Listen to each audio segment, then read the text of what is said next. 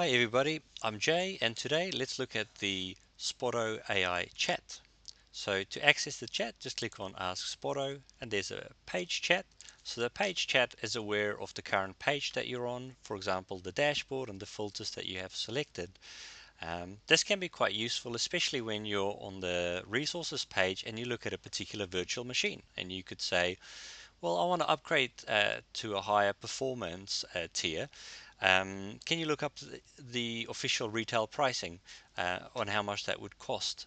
Or you could ask a question, hey, my virtual machine, how does it stack up against Microsoft best practices against official documentation? So it'll then look that up for you and allowing you to make decisions based on the information provided with a confidence rating.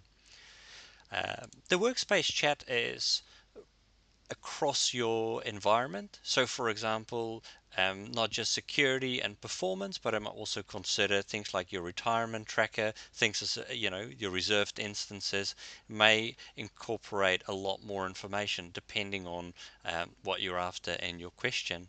So to get the best out of the workspace chat, so if you go on the company screen and you look at your strategy, you could define your business objectives and your goals so that the Spotto chat understands what you're trying to achieve and it can guide you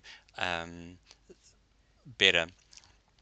The same with the cloud accounts page. So you may have one or more cloud account, and on that cloud account allows you to prioritize some of the pillars, such as cost versus security versus compliance, and how do they stack up to each other.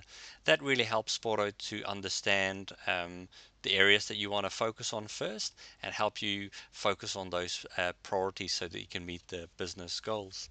So let's say in this page chat, I might just say something like, what should I focus on first?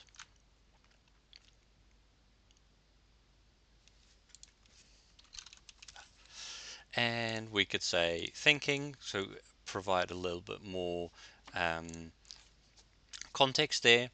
And this is now kicking off, and I'll probably start off with a plan. Yep, so with the plan, it works out the agents it needs to call. Perhaps it needs to call a security and a reliability agent, and on top of that, may look at the cost as well of that.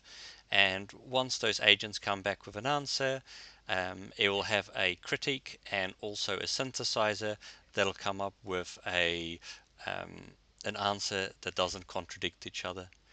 I hope you guys like the chat, and yep, we're open to feedback, so feel free to give it a go.